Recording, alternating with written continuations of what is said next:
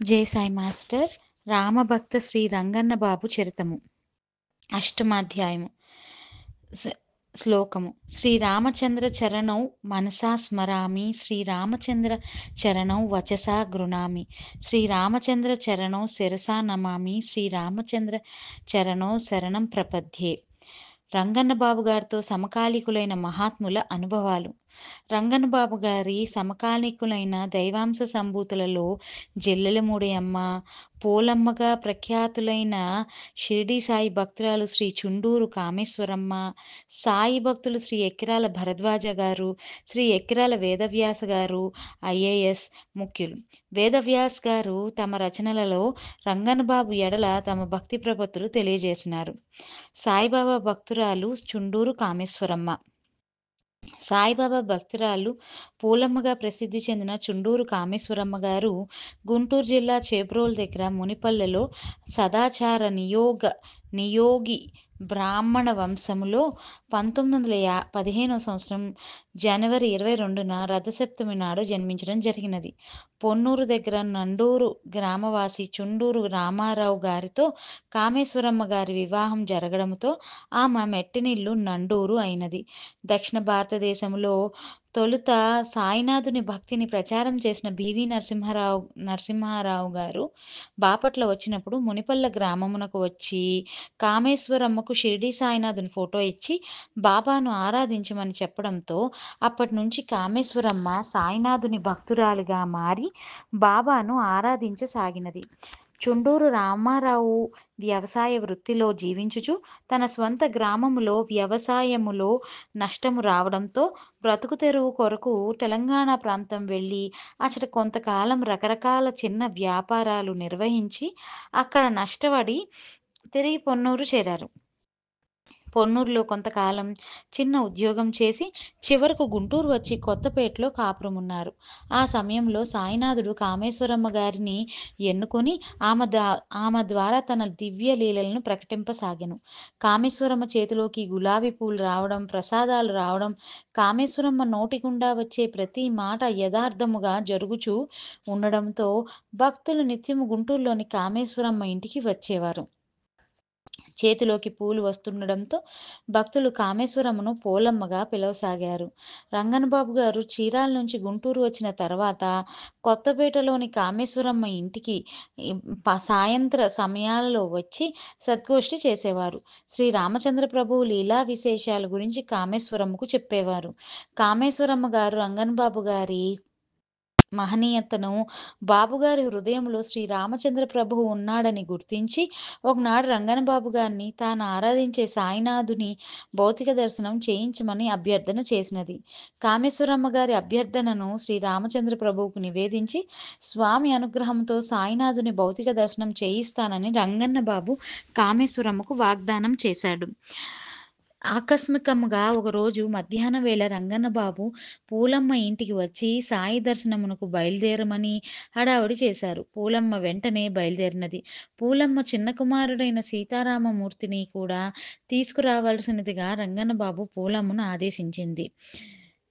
పూలమ్మ తన చిన్న కుమారుని చేయి పట్టుకుని రంగన్నబాబును అనుసరించినది.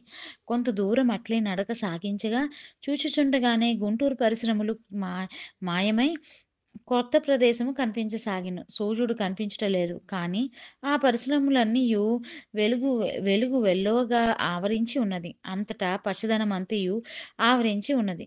నయనానందకరముగా ప్రకృతి విరాజిల్లుచున్నది. మృదు మధుర సంగీత ధ్వనులు కర్ణపేయ మొనర్చుచున్నవి.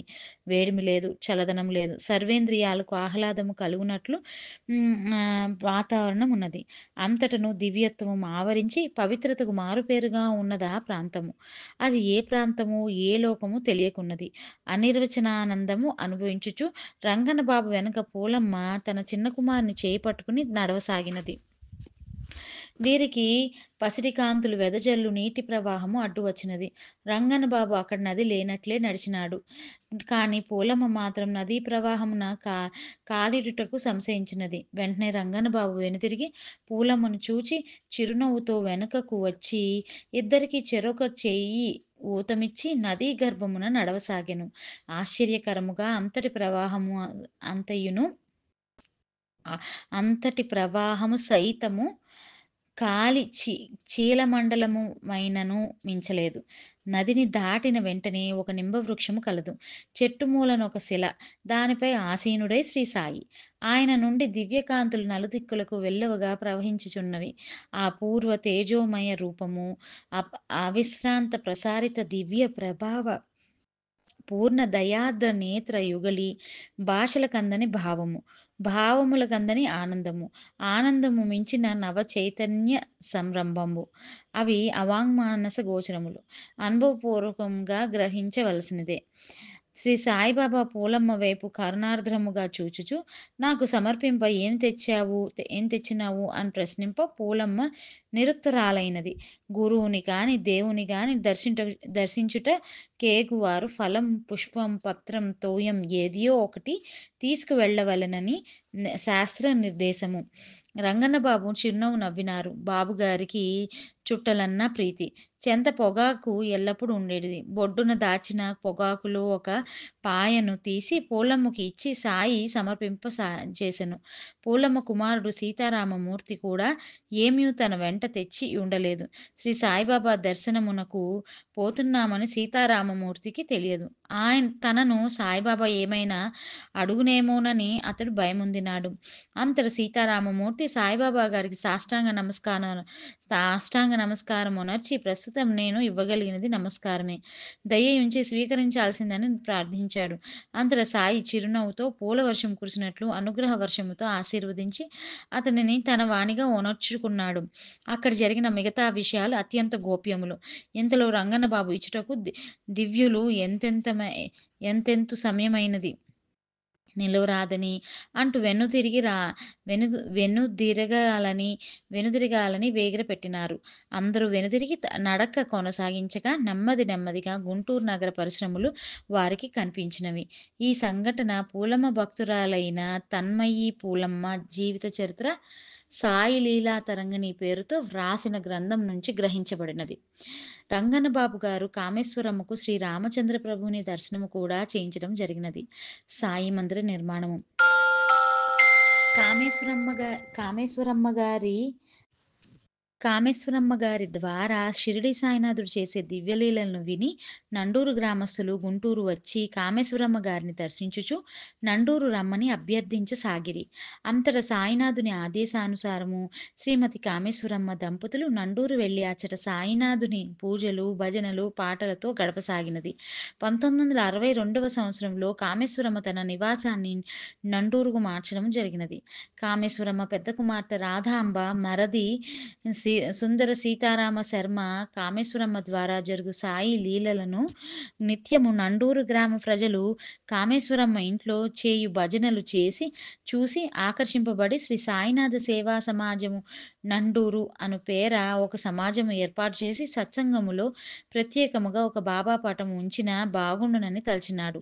ఒకనాడు సీతారామ శర్మ పొన్నూరు వెళ్ళి మనుష్య ప్రమాణమున సాయినాథుని చిత్రమును చిత్రింగ చేసి ఒక రిక్షాలో పటము తీసుకుని ఊరేగింపుగా నండూరు గ్రామ వీధులలో త్రిప్పి నిర్ణయించిన గదిలో ఉంచిరి.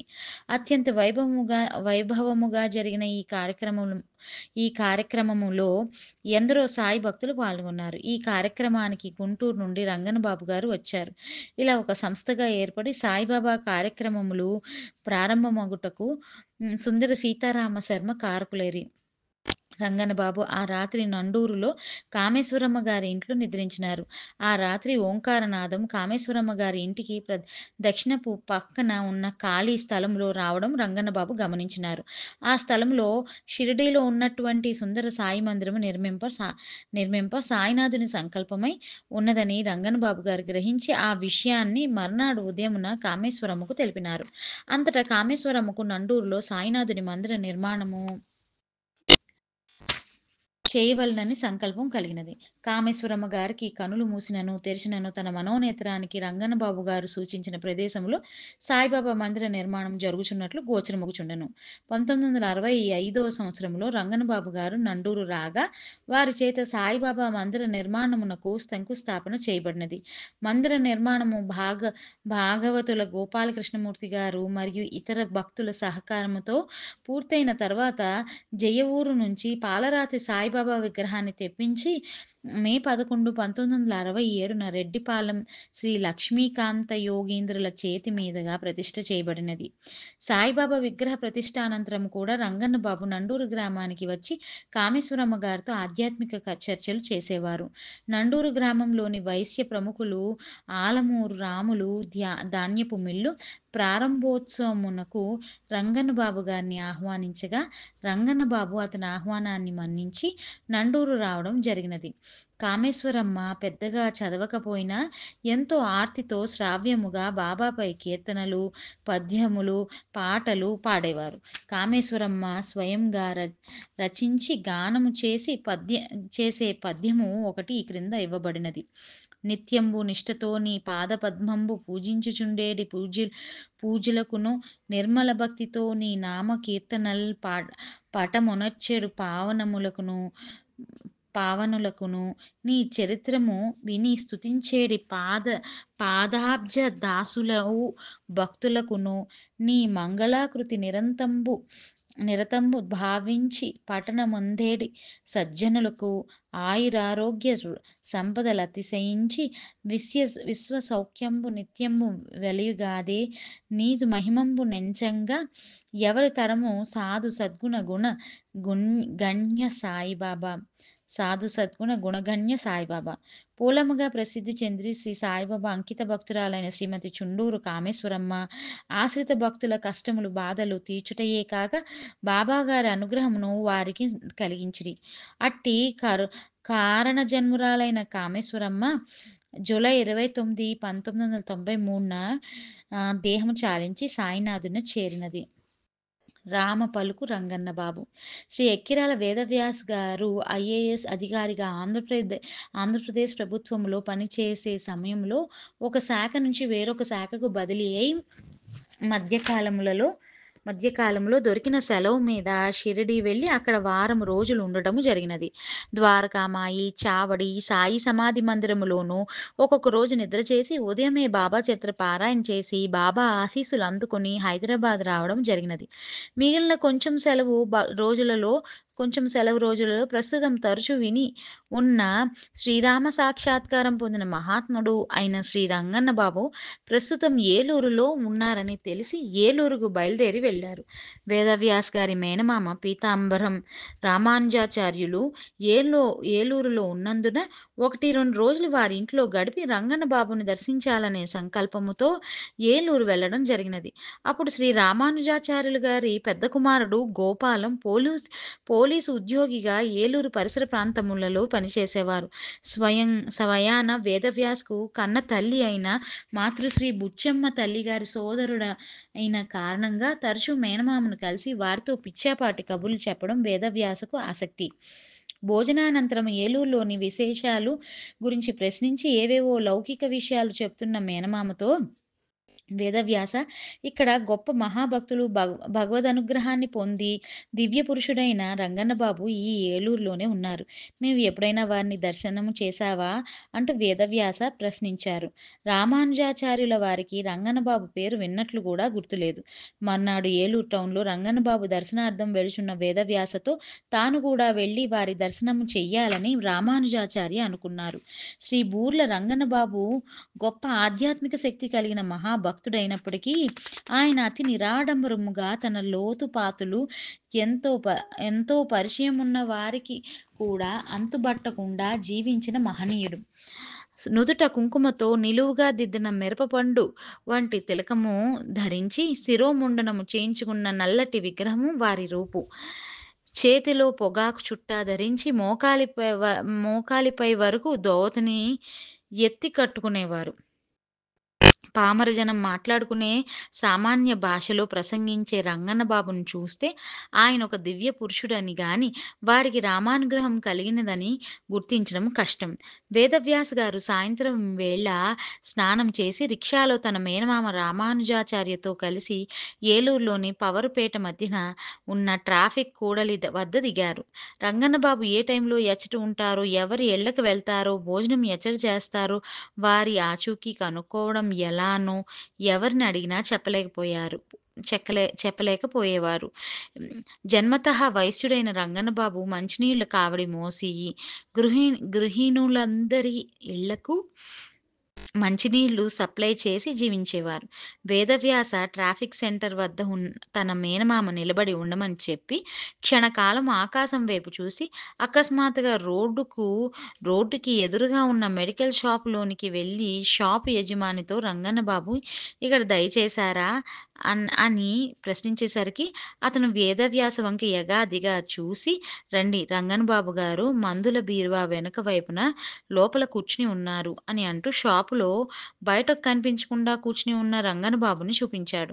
వేదవ్యాస లోనికి ప్రవేశించి ఎదురుగా కూర్చుని ఉన్న రంగన్న బాబుకి నమస్కరించబోగా, దానికి రంగన్న బాబు త్రుళ్ళిపడి వేదవ్యాసకు నమస్కరించుచు, "నేనొక పిచ్చి ముండా కొడుకును బాబూ! చదువులేని వాడను. తమరు పెద్దలు. అందులోనూ శ్రీ వైష్ణవ గురువులు. ఇలా తమరు దయచేసి నాకు నమస్కరించడం నాకేమీ బాగాలేదు. నేనే నేనే తమ సేవ చేసుకోవాలి. కొన్ని సంవత్సరాల ముందు శ్రీ ఆంజనేయ స్వామి ప్రసాదము స్వయంగా మీకు ఇచ్చాడు గదా!" అంటూ అమితమైన ఆదరణతో వేదవ్యాసను చూస్తూ 2 చేతులు ఒడిసి పట్టుకుని దగ్గరకు లాగి కూర్చోబెట్టుకున్నాడు. రంగన్న బాబు గారి మాటతో వేదవ్యాస్ గారు ఆశ్చర్యపడి, తను కర్నూలు జిల్లాలలో పనిచేస్తున్నప్పుడు ఆదోని పర్యటనలో ఆహారం తినే సమయం లేనందున ఆకలిగొన్న వాడై ప్రొద్దుపోయిన తర్వాత ఒక రామాలయమునకు వెళ్ళగా అచ్చట ఒక కుంటివాడైన వృద్ధుడు ప్రసాదం పులిహోర తెచ్చి ఇవ్వడము, తను ఆ ప్రసాదం తిని ఆకలి తీర్చుకున్న ఘటన గుర్తుకు వచ్చినది. అప్పుడు వేదవ్యాస్ గారు, "బాబుగారు నాకు ఆంజనేయ స్వామి ప్రసాదం ఇచ్చాడని మీకెట్లా తెలుసు?" అని ప్రశ్నించారు. ఆ ప్రశ్నకు బాబుగారు స్పందిస్తూ, "నాకు ఆంజనేయ స్వామి చెప్పాడని" ప్రత్యుత్తరమిచ్చారు. తర్వాత ఇద్దరూ క్షణాల మీద మాటలలో పడిపోయి బయట ప్రపంచాన్నే మరిచారు. అందాక బయటనే నిలబడి ఉన్న రామానుజాచార్య వేదవ్యాస మెడ్ మన రామానుజాచార్య వేదవ్యాస మెడికల్ షాప్‌లోకి పోవడం తెలుసుకొని లోపలికి వచ్చి రంగన్న బాబుకి నమస్కరించారు. ఆ రోజులలో అనేక మంది తమ భేదము లేకుండా తమకేదైనా కష్టమైన సమస్య ఎదురైనప్పుడు రంగన్న బాబు వద్దకు వచ్చి శ్రీ రామచంద్ర ప్రభువుకు తమ సమస్య తెలిపి పరిష్కారము కనుక్కోమని చీటీల మీద తమ అడ్రస్ రాసి విన్నవించుకోగా, రంగన్న బాబు శ్రీ రామచంద్ర ప్రభువుకు ఆ చీటీలను చూపించి నివారణ మార్గముల గురించి ప్రభువు ఆదేశాలను అందుకుని చీటీలను ఇచ్చిన వ్యక్తులకు తెలిపేవారు. వేదవ్యాస రంగన్న బాబు వద్ద ఉండగానే కొందరు బాబు వద్దకు వచ్చి తమ సమస్యలను శ్రీ రామచంద్ర ప్రభువుకు నివేదించమని చీటీలపై తమ అడ్రస్ రాసి ఇవ్వసాగారు. రంగన్న బాబు వారు ఇచ్చిన చీటీలలో ఒక చీటీ తీసి నుదుట కానించుకుని శ్రీ రామచంద్ర ప్రభువు మీ సమస్య తనకు సంబంధం లేదంటున్నాడు. ఎందుకంటే మీ అమ్మాయి పరీక్ష పాస్ కావడము, చదువుల తల్లి అయిన సరస్వతీదేవి విషయం. నేను ఆడవారితో నేరుగా మాట్లాడను. మీ అమ్మ సీతమ్మను వెళ్ళి సరస్వతీదేవిని అడిగి చెప్పమంటాను. లెక్కలలో తక్కువైన ఆ 10 మార్కులు కలిపి పాస్ చేయమని కోరుతాను అని చెప్పాడు. ఆ మాట వింటూనే వేదవ్యాస్ గారు ఆశ్చర్యచకితుడైనాడు. చదువుల సంగతి సరస్వతీదేవి చూచుకుంటుందని, సుఖభోగాలు మరియు ధనధాన్య విషయాలు శివపరమాత్ముడి విషయమని, ఉద్యోగానికి, ఇంటర్వ్యూలకి ప్రతిసారి విఘ్నాలు వస్తే అది గణపతి స్వామి చూచుకుంటాడని చెబుతాడేమిటి? అని వేదవ్యాస్ గారు ఆశ్చర్యచకితుడైనాడు. వేదవ్యాస్ గారు 3 రోజులు ఏలూరులో ఉండి నిత్యం రంగన్న బాబు గారిని కలిసేవారు. మూడో రోజు ఉదయాన్నే వేదవ్యాస్ గారు రంగన్న బాబుని కలిశారు. ఆ సమయంలో తన కుమార్తె పరీక్ష పాస్ విషయం చెప్పుకున్న వ్యక్తి వేదవ్యాస్ గారు రంగన్న బాబు సాన్నిధ్యంలో ఉండగా వచ్చి టెంకాయ, తమలపాకులు దక్షిణ తెచ్చి కన్నీటితో రంగన్న బాబుకు నమస్కరించి ఒక సబ్జెక్టులో మార్కులు తగ్గి పరీక్ష తప్పిన వారికి 10 మార్కులు కలిపి పాస్ చేయమని ప్రభుత్వం నిర్ణయించిందని, అందువలన అమ్మాయి పరీక్ష పాస్ అయినదని తెలిపారు. మా రంగన్న బాబు చెబితే దేవతలందరూ వింటారని ఆ వ్యక్తి అనగానే రంగన్న బాబు తటాల్న లేచి నిలబడి 2 చేతులతో లెంపలు వ్రాయించుకుని అపచారం, అపచారం. ఇందులో రంగన్న ప్రమేయమేమీ లేదు. నేను ఒక పిచ్చి ముండా కొడుకుని. చదువులేని వాడిని నేనేమిటి, మీ అమ్మాయిని పాస్ చేయడమేమిటి? ఇది కేవలం శ్రీరామచంద్ర ప్రభువు గారి లీల అని అన్నాడు. బహుశా శ్రీరామచంద్ర ప్రభువు సీతమ్మ ద్వారా సరస్వతీదేవికి చేసిన సిఫార్సు ఫలితముగా ప్రభుత్వము ఆ నిర్ణయం చేయడం జరిగినది. ఇలా ఉదయం ప్రారంభించిన చీటీల తతంగము మధ్యాహ్నం దాకా నిరాఘాటముగా సాగుచూ ఉండగా రంగన్నబాబు మధ్యలో నీళ్లు కూడా త్రాగలేదు. కాఫీ, టీలు అసలే లేవు. భోజనమే రోజుల తరబడి రంగన్న బాబు చేయడు. వేదవ్యాస్‌కు మాత్రం ఆకలిగా ఉండడంతో రంగన్న బాబుతో సెలవు తీసుకుంటానని చెప్పి వెళ్ళేచాడు. అప్పుడు రంగన్న బాబు వేదవ్యాస్‌తో "బాబూ తమరు ఇంటికి వెళ్లి సాపాటు చేసి ఒక గంట విశ్రాంతి తీసుకొని సాయంత్రం 5 గంటలకు దయచేయండి. మీకు ఈ రోజు ప్రయాణం ఉన్నది. మీకు శ్రీ రామచంద్ర ప్రభువు ప్రసాదం ఇస్తాడు" అని అన్నాడు. ఆ మాటతో పరమ వేదవ్యాస పరమానందపడి హ్మ్, వారి మామయ్య ఇంటికి వెళ్ళి భోజనం చేసి ఒక గంట నిద్రపోయి విశ్రాంతి తీసుకొని సాయంత్రం తిరిగి రంగన్నబాబు వద్దకు బయలుదేరగా వారి మామయ్య రామానుజాచారి కూడా వెంట రాగా ఇద్దరు రంగన్నబాబు నిత్యం వచ్చే మెడికల్ షాప్ వద్దకు చేరుకున్నారు. అప్పుడు మెడికల్ షాప్ యజమాని ఎదురుగా వచ్చి వేదవ్యాసకు నమస్కరించి, "ఈరోజు బాబుగారు అచ్చటకు రాలేదు. ఈరోజు బాబుగారు ఇచ్చటికి రాలేదు. ఎక్కడికెళ్లారో తెలియదని" అన్నారు. వెంటనే వేదవ్యాస్ గారు ఎదురుగా ఉన్న నల్లమందు వీధిలో గుడి గంటలు మ్రోగుచూ ఉంటే గుడిలో బహుశా రంగన్న బాబు ఉంటారేమో చూద్దామని గుడి ఉన్న సందులోకి వెళ్లారు. అచట గుడి బయట టెంకాయలు అమ్ముచున్న మహిళతో ఒక టెంకాయ కొనుటకు వేదవ్యాస గారు బేరమాడుచూ ఒక టెంకాయను చేతితో పట్టుకోగానే అదే క్షణము రంగన్న బాబు అచటకు వచ్చి వేదవ్యాస పట్టుకున్న టెంకాయను తన చేతిలోకి లాగుకుని, "నీకోసమే వచ్చాను వేదవ్యాస్ బాబూ! ఇదిగో మీ టెంకాయ" అని అన్నాడు. వేదవ్యాస ఆ టెంకాయకు డబ్బులు ఆ మహిళకు ఇవ్వబోగా, ఆ మహిళ రంగన్నబాబుకు ఇచ్చిన టెంకాయ రాముడికే సమర్పించినట్లు భావించి, డబ్బులు తీసుకొనుటకు నిరాకరించి, తల వంచి వేదవ్యాసకు నమస్కరించడం జరిగినది. రంగన్నబాబు తటాలున వేదవ్యాస్ చేయి పట్టుకుని గుడిలోకి పోకుండా సందులు, గొందులు దాటుకుంటూ ఇరుకైన ఒక వైశ్యుల పాత గృహములోనికి తీసుకుని వెళ్ళాడు. రామానుజాచారి వేదవ్యాసును అనుసరించలేక మెడికల్ షాప్ వద్దకు తిరిగి వచ్చి రంగన్నబాబు వేదవ్యాసుల కొరకు నిరీక్షించసాగాడు. ఆ పాతకాలం నాటి ఇంట్లోపల ఉన్న గదిలోకి వెళ్లి నిలబడ్డాడు రంగన్నబాబు. ఎదురుగా ఒక అరుగు మీద బొమ్మల కొలువులోని బొమ్మల్లాగా రంగురంగుల పటాలు, చిన్న విగ్రహాలు చిందరవందరగా పెట్టి ఉన్నాయి. రంగన్నబాబు అర నిమిషం కన్నులు మూసుకుని చిరుగంట మోగించి పటికి బెల్లం, అరటిపళ్ళు నైవేద్యముగా పెట్టి వేదవ్యాసును టెంకాయ కొట్టమన్నాడు. వేదవ్యాస సాయినాథుని శ్రీరామచంద్రమూర్తిని భక్తితో తలచి టెంకాయ కొట్టాడు. రంగన్ బాబు కన్నులు మూసుకుని టెంకాయ చెప్పులను నివేదన చేసి బాలకృష్ణునకని వేదవ్యాస గారితో అనగానే వేదవ్యాస గారు ఆ బొమ్మల విగ్రహాలను పరిశీలించగా అక్కడ బాలకృష్ణుడు అతనికి కనిపించలేదు. క్షణకాలం రంగనబాబు ఏదో ఆలోచిస్తూ నిలబడి భళ్ళున నవ్వి, "చిన్నపిల్లలు కదా బాబూ! బాలకృష్ణుడు పక్కింట్లో గణపతితో ఆడుకోవడానికి వెళ్ళాడు. ఇప్పుడే వస్తాడు. ఈలోగా పూలు, కుంకుమతో గట్టు మీద పూజించుతాము" అని అంటూ హారతి కర్పూరం వెలిగించేసరికి గణపతి, బాలకృష్ణుడు మళ్ళీ గట్టు మీద కనిపించారు. వెంటనే రంగన్నబాబు వేదవ్యాసతో మాట్లాడుచూ, "బాలకృష్ణుడు తనతో ఆడుకోవడానికి పక్కింటి వాళ్ళ పూజలోని గణపతిని తీసుకొచ్చాడు" అని అన్నారు.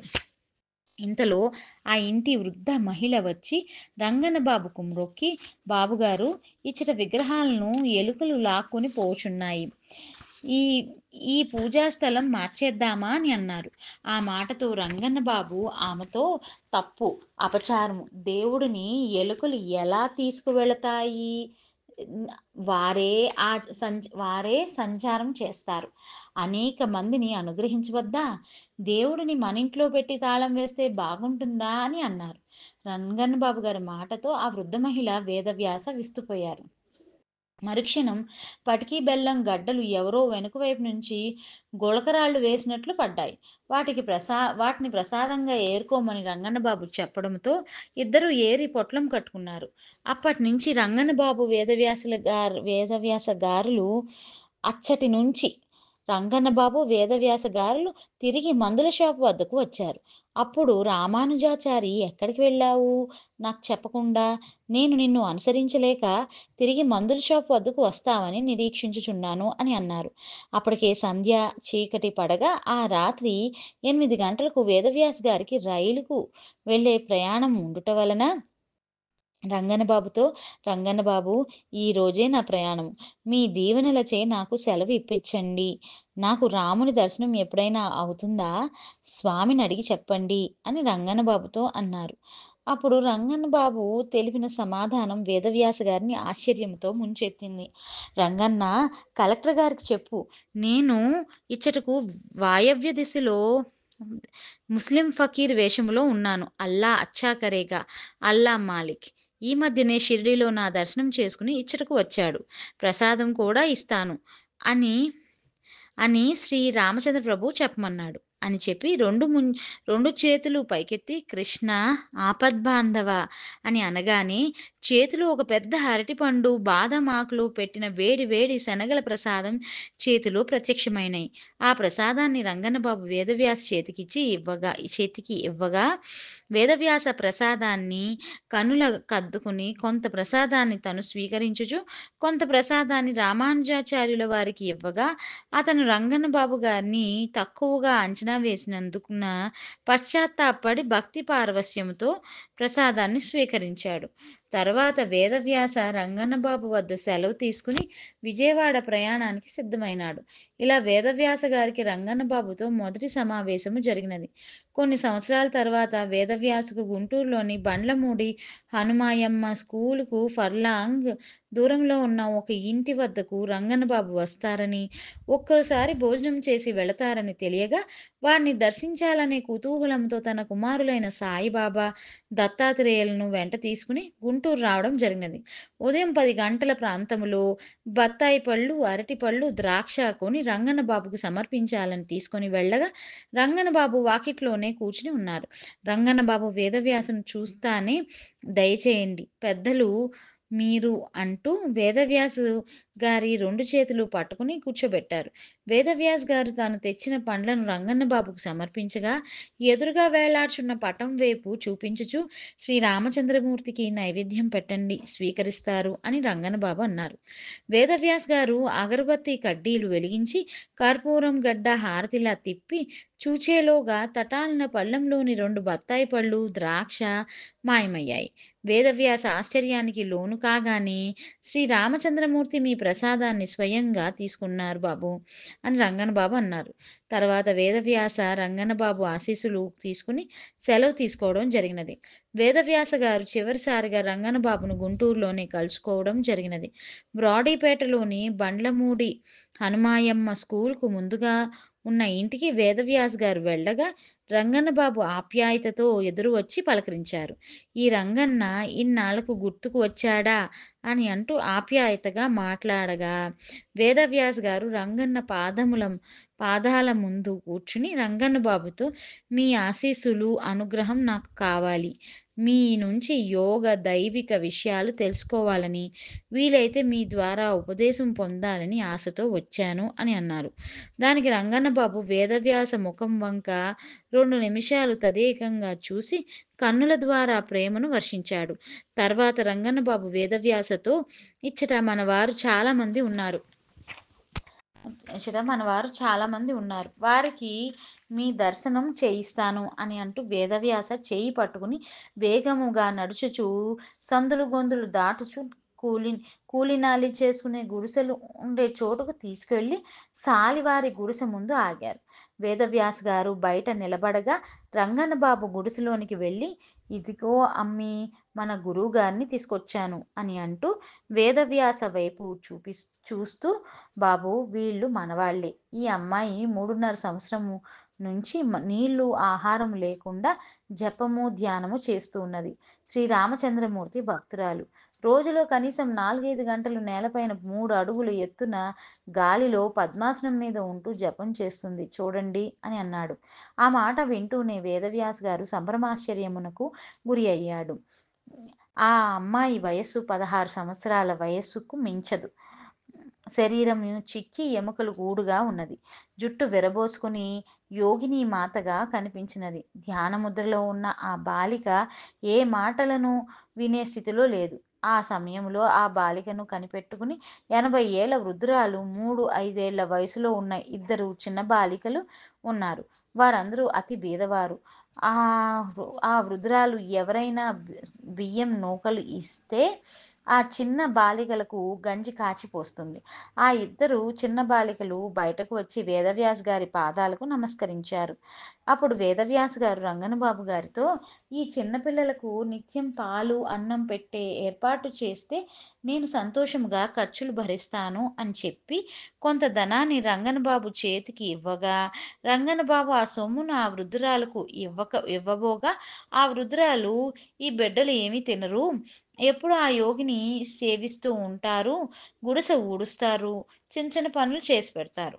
భోజనం మాత్రం చెయ్యరు" అని చెప్పగానే వేదవ్యాస్ గారు ఆశ్చర్యపోయారు.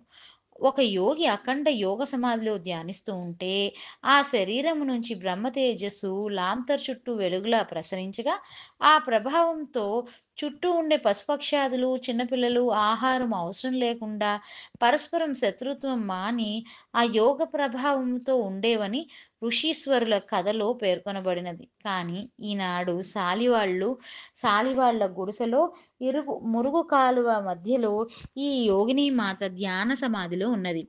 ఇలా అజ్ఞాతముగా ఇంకా ఎంతమంది ఉన్నారో మనకు తెలియకుండా అని వేదవ్యాసు అనుకున్నారు. పిమ్మట రంగనబాబు వేదవ్యాసతో, "మన వాళ్ళు చాలా మంది ఇచ్చట ఉన్నారు. కొన్ని చోట్లకు మీరు రాలేరు. ఒక ముసలావిడని చూపిస్తాను. ఎవరడిగినా నాకు ఏమీ తెలియదని అంటుంది. ఆమె గొప్ప యోగిని. మిమ్మల్ని ఆమెకు చూపించాలి. ఆమె సంతోషిస్తుంది" అని అగ్రహారము వైపు వేదవ్యాసుని తీసుకుని రంగన్నబాబు వెళ్ళాడు. రంగన్నబాబు వేదవ్యాసును అక్కడ 7 గొంతుల సందు సమీపంలో ఒక ఇరుకు సందులోని ఒక సంపన్నులైన వైశ్యుల పెద్ద మండువా ఇంటికి తీసుకొని పోయాడు. ఆ ఒక పెద్దావిడ పట్టుచీర కట్టుకుని, వడ్డాణము ధరించి ఎదురు వచ్చినది. ఎదురుగా ఒక పెద్ద పట్టం శ్రీ రామచంద్రమూర్తి పట్టాభిషేక దృశ్యము, రాజా రవివర్మ చిత్రము ఫ్రేములో అమర్చబడి ఉన్నది. ఎదురుగా అగరబత్తీలు వెలుగుతున్నాయి. అప్పుడే నైవేద్యం కోసం పెద్ద పళ్ళెంలో లడ్డూలు అమర్చి, బహుశా ఆమె పూజకు కూర్చోబోతుంది. రంగనబాబు, "వీళ్ళు మనవాళ్ళు. ఇదిగో ప్రసాదం తీసుకోండి" అని అంటూ పెద్ద లడ్డూని తుంచి వేదవ్యాస చేతిలో పెట్టారు. ఆవిడ తెల్లబోయి రంగన్నబాబు వంక చూస్తూ ఉన్నది. అప్పుడు రంగన్నబాబు ఆవిడతో, "వేదవ్యాస బాబు మనవాడే. మనింటికి తీసుకొచ్చానంటూ ఇంట్లో అందర్నీ పిలిచి వేదవ్యాసకు మ్రొక్కించాడు." తర్వాత రంగన్నబాబు వేదవ్యాసతో, "తరచూ తను ఇక్కడే భోజనం చేస్తానని, ఈ ఇంటివారు కడు పేదవారని, 5 పైసలు కూడా రాబడి లేనివారని చెప్పడంతో వేదవ్యాస ఆశ్చర్యపోయినాడు. ఇంటి నిండా నగలు, ఆభరణాలతో ఉన్న ఈ సంపన్నులు బీదవారని రంగన్నబాబు ఎందుకు చెప్పుచున్నాడో వేదవ్యాసకు అర్థం కాలేదు. రంగన్నబాబు అలాంటివే ఇంకా 4, 5 ఇళ్ళకు వేదవ్యాసను తిప్పాడు. ప్రసిద్ధులైన గోపువారి వంశం, మంగళగిరి వారి వంశం, ఇంకా పెద్ద పెద్ద వైశ్యుల ఇంటికి వేదవ్యాసును తీసుకుని వెళ్ళి, "వీరు కడు పేదవారు, పైసా కూడా ఆర్జన లేనివారు. వీరికి మీ ఆశీస్సులు ఇవ్వాలి" అని అంటూ తిప్పగా, వేదవ్యాస గారు ఆశ్చర్యపడి, "రంగన్నబాబు, ఏమిటిది? వారు కోటీశ్వరులని స్పష్టంగా కనిపిస్తూ ఉంటే, వారు కడు పేదవారని, 10 పైసల ఆర్జన లేనివారని అనడమేమిటి?" అని ప్రశ్నించారు. దానికి రంగన్నబాబు భళ్ళున నవ్వి, "వీరికసలు దైవ చింతన లేదు. అందుకే బీదవారని అన్నాను. పొద్దున లేచినది మొదలు డబ్బు, డబ్బు. మరో చింత లేదు. ఏడాదికి 10 సార్లైనా భగవంతుని తలపరు. అందుకే 10 పైసలు కూడా ఆర్జన లేనివారని అన్నాను" అని చెప్పాడు. అప్పుడు వేదవ్యాస్ గారు కొంచెం విసుగుతో రంగన్నబాబుతో, "ఇలాంటి వారలు ఇళ్ళకు నన్నెందుకు తీసుకొచ్చారు? గొప్ప యోగులను చూపిస్తారని నేను ఆశపడ్డాను" అని చెప్పగా, రంగన్నబాబు నవ్వుచూ, "వాళ్లకు నేను యోగులను చూపిస్తానని మాట ఇచ్చాను. అందుకే మిమ్మల్ని అక్కడకు తీసుకువెళ్ళాను" అని అన్నారు. ఈ సన్నివేశం చూసిన తర్వాత పురాణములో నారదుడు త్రిలోక సంచారం చేస్తూ దేవతలకు, రాక్షసులకు మధ్యన సంధానము కలిగించే సన్నివేశాలను సృష్టించినట్లే, తేనెటీగ పూల నుంచి తేనెను సేకరిస్తూ పుప్పొడి ద్వారా పూలకు ఉపకారం చేసినట్లే సంఘములో యోగులు వేరే ధనికులు వేరేగా వారి మధ్య అడ్డుగోడలు ఏర్పడకుండా ఒకరి నుంచి ఒకరికి లాభము కలిగించేలా రంగన్న బాబు చేయుట చూచి రంగన్న బాబు కేవలం గొప్ప భక్తుడే కాదు, మహత్తర కారణ జన్ముడైన యోగి అని వేదవ్యాస గ్రహించాడు. ఆ రోజు వేదవ్యాస గారు రంగన్న బాబు వద్ద సెలవు తీసుకుని తను విడిది చేసిన ప్రభుత్వ వసతి గృహానికి వచ్చి విశ్రాంతి తీసుకున్నాడు. మర్నాడు తిరిగి రంగన్న బాబును కలియుటకు వేదవ్యాస గారు బండ్లమూడి హనుమాయమ్మ స్కూలుకు ఎదురుగా ఉన్న ఇంటి వద్దకు వెళ్ళగా అక్కడికి రంగన్న బాబు రాలేదు. ఆ ఇంటి గృహిణి వేదవ్యాస గారితో మాట్లాడుచూ రంగన్న బాబు ఎప్పుడూ ఇక్కడ ఉండరు. ఎక్కడ ఆయనకు ఇష్టమైతే అక్కడల్లా సంచారం చేస్తారు. రోజుల తరబడి ఆయనకు భోజనం మీద చింత గాని, నిద్ర కొరకు నివాసము కావాలని గాని తాపత్రయపడరు. ఉన్నట్లుండి వేళ కాని వేళ భోజనానికి వస్తారు. అన్నం ఉంటే పెట్టమంటారు. అయ్యో! బాబుగారికి మిగిలిన చద్ది అన్నం ఎలా పెట్టేది అని అనుకుంటే, ఏది ఉంటే అదే పెట్టమనేవారు. వేడిగా అన్నం వండి పెడతానని చెప్పి పొయ్యి మీద అన్నం పెట్టి ఉడికేలోగా ఎక్కడికో వెళ్తారు. మళ్ళీ రోజుల తరబడి రారు. అందువలన అనుభవం మీద నేను తెలుసుకోనినది ఏమిటంటే, రంగన్న బాబు భోజనం పెట్టమని అనగానే అన్నం పెట్టాలి. ఇంట్లో ప్రస్తుతం ఏమీ కూర లేకపోయినే ఉత్తన్నం ఎలా పెట్టాలి అని నేను సంశయిస్తుంటే, అదిగో ఆ జాడి అడుగున ఉన్న పచ్చడి గాని, ఊరగాయ కానీ పెట్టు అనేవారు. రంగన్న బాబుకు గోంగూర పచ్చడి అన్నా, ఆవకాయ అన్నా చాలా ఇష్టం. ఒక్కోసారి అన్నం లేకపోతే ఒట్టి పచ్చడి తిని ఇంటి వారిని ఆశీర్వదించి వెళ్తారు.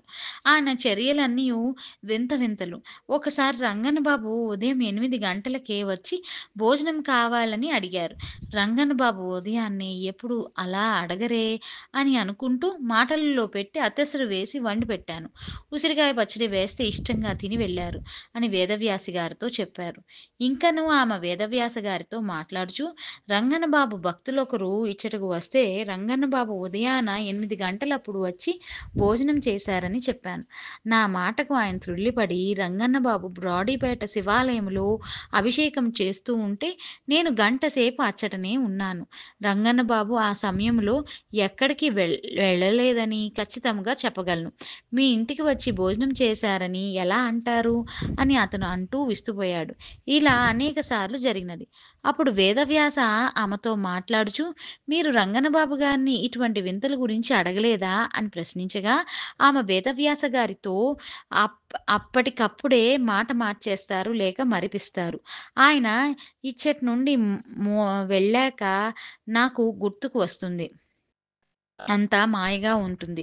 ఒకసారి రంగన్ బాబుని మా ఇంటికి వచ్చి భోజనం చేసిన సమయంలో మీరు శివాలయంలో అభిషేకం చేశారా అని గుచ్చి గుచ్చి అడగగా క్షణకాలము మౌనంగా ఉండి రామచంద్రమూర్తి చేస్తున్న లీలలమ్మా ఇవి. ప్రభువు నా రూపం ధరించి అనేక మంది ఇళ్ళకు వెళ్ళి అనుగ్రహం ఇస్తున్నట్లున్నాడు. నీలాగే వాళ్ళు కూడా నన్ను నిలదీశారు. నేనేం చేయగలను? చదువులేని పిచ్చి ముండావాడిని అని అన్నాడు. ఇంకోసారి రంగన్న బాబు కాలి మీద గాయముతో రక్తం ఓడుతూ ఇక్కడకు వచ్చారు. నేను ఆశ్చర్యపోయి, "ఈ దెబ్బలేమిటి బాబు" అని అంటే, నాకు సమాధానం చెప్పకుండా పత్తి మందు అడిగి గాయానికి అద్దుకున్నారు. మళ్ళీ సాయంత్రము రంగన్న బాబు గారిని చూస్తే వంటి మీద ఏ గాయము లేదు. ఇటువంటి అనుభవాలు చాలా జరిగాయి. అంతా శ్రీరామచంద్ర ప్రభువు లీలా విశేషమని రంగన్న బాబు అంటారు అని ఆ మహిళ వేదవ్యాసకు చెప్పడం జరిగినది.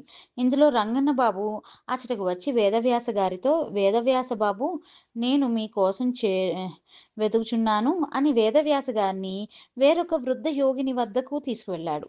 ఆమె పురిపాకలో గోనె సంచులను ఉయ్యాలగా కట్టి అందులో కూర్చుని జపం చేసుకుంటుంది.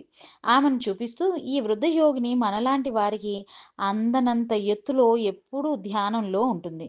జపములో ఉండగా నేల మీద నుంచి పైకి లేచి ఆకాశంలో తేలిపోయి ఎక్కడెక్కడో ఎగిరిపోవడము చేస్తుంది. కాలజ్ఞానం రాసిన బ్రహ్మంగారు, సిద్ధయ్య లాంటి ఎందరో మహాత్ములు ఈమెకు కనిపిస్తారు. మహాత్ముల నుంచి మరియు గ్రహాల నుంచి వచ్చే సందేశాలను వినడము, వారితో మాట్లాడడములో సమర్థురాలు అని రంగన్న బాబు తెలిపాడు. ఆ వృద్ధ యోగిని స్పందిస్తూ, ఒట్టిదే బాబు, నేనేమి ఎరగను. తాను చేసేవన్నీ నా మీదకు తోస్తాడు" అని అన్నది నవ్వుకుంటూ. ఆమెకు వేదవ్యాస్ గారు నమస్కరించగా, ఆమె తన చెయ్యి వేదవ్యాస తలపై పెట్టి ఆశీర్వదించడం జరిగినది. పిమ్మట రంగన్న బాబు వద్ద సెలవు తీసుకుని వేదవ్యాస్ గారు తన విడిది చేసిన వసతి గృహానికి రావడం జరిగినది. రంగన్న బాబు హనుమంతుని అవతారమా? మర్నాడు వేదవ్యాస్ గారు అరండల్పేటలోని షిర్డీ సాయి ఆలయం దగ్గర రోడ్డు మీద రంగన్న బాబును కలిశారు. రంగన్న బాబు తన బొడ్లో దోపుకున్న చిల్లరలో ఒక అర్ధనా కాసును, ఒక 10 పైసల కాసును వేదవ్యాస చేతిలో ఉంచి, "మీ దగ్గర ఉంచండి బాబూ! లక్ష్మి ఎప్పుడూ లేమి ఉండదు. దీనిని ఖర్చు చేయకండి" అని అన్నాడు. తర్వాత బాబుగారు వేదవ్యాసను ఆంజనేయస్వామి దేవాలయానికి తీసుకువెళ్ళి, అక్కడ వేదవ్యాసచే టెంకాయ కొట్టించినాడు. వేదవ్యాస రంగన్న బాబుతో, "మీరు రామచంద్ర ప్రభు భక్తులు కదా! ఆంజనేయ స్వామి మీకు ఎప్పుడైనా దర్శనమిచ్చారా?" అని సూటిగా ప్రశ్నించగా, దాని సమాధానముగా రంగన్న బాబు వేదవ్యాస్ గారి చేయి పట్టుకుని బ్రాడీపేటలోని మధ్యతరగతి కుటుంబం ఇంటికి తీసుకెళ్ళాడు. ఆ ఇంటి గృహిణి తరచూ ఆంజనేయ స్వామి తన ఇంటి రేకు కప్పు మీద దూకిన చప్పుళ్ళు వింటానని, ఒక్కోసారి దొడ్డి గుమ్మంలోకి దూకిన చప్పుడు కూడా అవుతుందని, అది కోతి ఏమోనని తాను భయపడుచున్నానని చెప్పినది. ఇలా మాట్లాడుచూ ఉంటే రేకుల కప్పు మీద దబదబా ఏదో ఎగిరి గెంతుతున్న శబ్దము, ఉరుములా వెళ్ళిన ధ్వని వినపడగా, వేదవ్యాస్ గారు పరుగున వసారా బయటికి వెళ్ళి చూడగా, 4 అడుగుల ఎత్తు ఉన్న ఒక పెద్ద కోతి తటాల్న కప్పు మీద నుంచి దూకి బాదం చెట్టు క్రింద కూర్చున్నది. తక్షణమే వేదవ్యాస్ గారు టెంకాయను కోతి ముందు పడేలాగా విసరగా, ఆ కోతి టెంకాయను 2 చిప్పలు చేసి తింటూ బాదం చెట్టు మీదకెళ్ళి అక్కడ్నుంచి పక్క సందులోకి వెళ్లి మాయమైనది. ఈ సంఘటన తర్వాత రంగన్నబాబు వేదవ్యాస్‌తో మాట్లాడుచూ, "ఒకసారి ఏలూరులో ఊరి బయట ఉన్న ఒక పెద్ద మర్రి చెట్టు వద్ద నాకు ఆంజనేయ స్వామి తన నిజ స్వరూపముతో దర్శనమిచ్చారు. బంగారు కిరీటం, ఆభరణాలు, పెద్ద గద ధరించి ఉన్నారు. ఆ తేజస్సుకు కన్నులు మిరుమిట్లు గొల్పినది. ఆంజనేయ స్వామి నా చేతిలో ఒక టెంకాయ పెట్టి మరుక్షణమే మాయమయ్యారు" అని అన్నారు. రంగన్న బాబు గారి మాటలకు వేదవ్యాస స్పందిస్తూ, "రంగన్న బాబూ! నా అనుమానం చెప్పనా? మీరు ఆంజనేయ స్వామి అవతారం. అందువలన శ్రీ రామచంద్రమూర్తి మీకు త్వరగా ప్రసన్నుడయ్యాడు" అని అన్నారు. దానికి రంగన్న బాబు చెళ్ళున లెంపలేసుకుని, "నేనెక్కడ బాబూ! నీలకావిడి మోసుకునే పిచ్చి ముండావాడిని. చదువు సంధ్య లేనివాడిని" అని అంటూ మామూలు ధోరణిలో దాటవేశాడు. వేదవ్యాసకు సెలవు పూర్తి అయినందున ఆ రోజు సాయంత్రమే రంగన్న బాబు వద్ద సెలవు తీసుకుని హైదరాబాదు బయలుదేరాడు.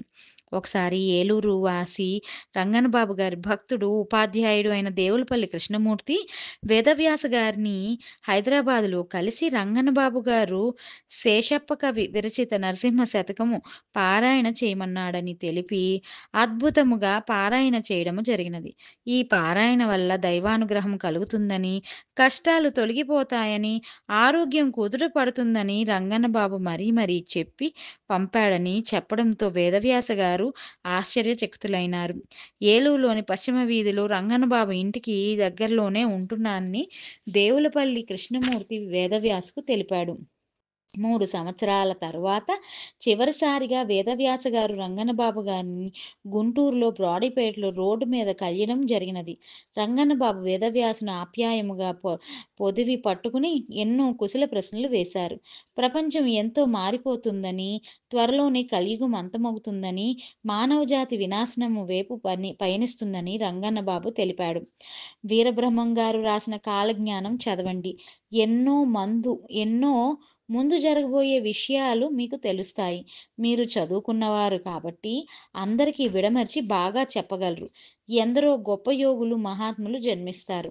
భగవంతుడు భూమిపై అవతరిస్తాడు" అని రంగన్నబాబు అంటూ ఎంతో పాతబడిన వీరబ్రహ్మేంద్ర స్వామి చరిత్ర కాలజ్ఞానమును వేదవ్యాసకు ఇవ్వడం జరిగినది. ఇంకను వేదవ్యాస గారితో ఆత్మీయముగా రంగన్నబాబు సంభాషిస్తూ, "మీరెవరో మీకు తెలియదు. శ్రీ రామచంద్ర ప్రభువు నాకు అన్నీ చెప్పాడు.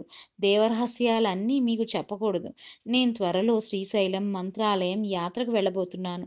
నేను వెళ్ళి వెళ్ళే యాత్ర నుండి తిరిగి రాను.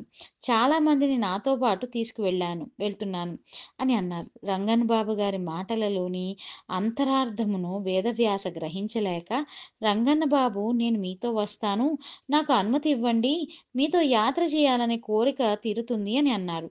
వేదవ్యాస్ గారి ఈ మాటను వింటానే రంగన్న బాబు సీరియస్‌గా వేదవ్యాస వైపు చూస్తూ, "మీరు ఇప్పుడు రాకూడదు. మీకు చాలా టైం ఉన్నది. నాకు సెలవిప్పించండి. సంతోషముగా యాత్రకు వెళ్తాను" అని అన్నారు. అదే సమయంలో వేదవ్యాస మిత్రుడొకరు వేదవ్యాసుని చూసి దగ్గరకు వచ్చి, "రంగన్న బాబు, మీకు వేదవ్యాస్ గారు ఎంతకాలం నుంచి తెలుసు?" అని ప్రశ్నించగా, రంగన్న బాబు ప్రత్యుత్తరమిస్తూ, "నేను మొదట వేదవ్యాస్ గారిని కలిసి ఇప్పటికి 23 సంవత్సరాల 6 మాసాల 12 రోజులు అయింది" అని చెప్పగా, వ్యాస్ గారు ఆశ్చర్యచకితులై, ఇంత ఖచ్చితంగా లెక్కగట్టి ఎలా చెప్పగలరు బాబు" అని అనగా, రంగన్న బాబు మాట్లాడుచూ, "లెక్కే బాబు, అన్నీ లెక్కే. మనం మర్చిపోయినా కాలం లెక్కిస్తూ ఉంటుంది. కాలం అంటే కాలపురుషుడు.